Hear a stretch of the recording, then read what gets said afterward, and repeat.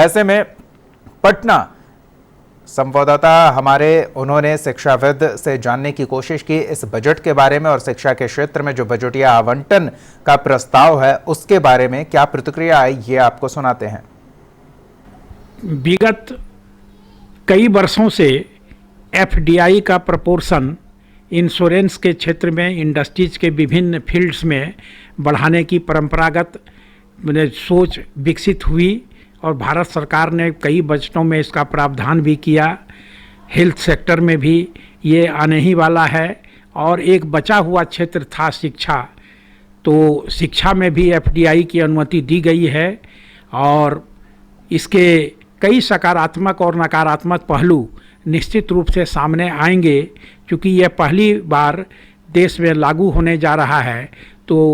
हमें ये निश्चित रूप से देखना होगा कि इसका असर हमारी जो पूर्व से स्थापित विश्वविद्यालय हैं, शैक्षणिक संस्थान हैं, उन पर क्या होने वाला है। निश्चित रूप से विदेशों में जो बड़े बड़े विश्वविद्यालय हैं वहाँ रिसर्च एंड डेवलपमेंट के ऊपर काफ़ी ध्यान दिया जाता है, उसका बजट भी काफ़ी बड़ा होता है जो कि भारत के विश्वविद्यालयों में नगण्य दिखता है। तो मैं समझता हूँ कि रिसर्च एंड डेवलपमेंट के माध्यम से देश में शिक्षा में एक बढ़ोतरी दिखाई देगी। सरकार की इस पहल से क्या दुनिया में जो भारत शिक्षा के विश्व गुरु के नाम से जाना जाता था, क्या उसके लिए एक कदम माना जा सकता है?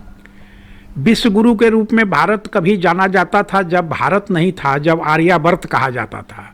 जबकि बड़े बड़े ऋषि मुनि विद्वान एक से एक जिनको हम सभी जानते हैं, उस समय विश्व गुरु था। इधर तो विश्व गुरु कहा जाना एक कहावत और एक मुहावरा टाइप का चीज़ भले ही हो सकता है, कहीं से भी हम विश्व गुरु कहलाने लायक नहीं हैं। क्योंकि आप नोबेल प्राइज जो science, technology, education, research, development, space, इन सब क्षेत्रों में आप देखें तो भारत की तो उपस्थिति नगण्य के बराबर है। तो विश्व गुरु कहने के लिए अच्छी बात है, ये गौरव की बात है। हम विश्व गुरु कभी नहीं थे और अभी भी कोई तत्काल ऐसी संभावना भी नहीं दिख रही है। अब ये एफडीआई के चलते यहाँ पर बड़े बड़े विश्वविद्यालय आवें, रिसर्च सेंटर स्थापित हों और यहाँ के जो युवा वर्ग है उसमें तन्मयतापूर्वक काम करें तो निश्चित रूप से विश्व गुरु हम बनने की क्षमता रखते हैं। प्रतिभा की कोई कमी हमारे पास नहीं है, लेकिन सुविधा, अवसर निश्चित नहीं मिलने के चलते हम आगे नहीं बढ़ पाते हैं।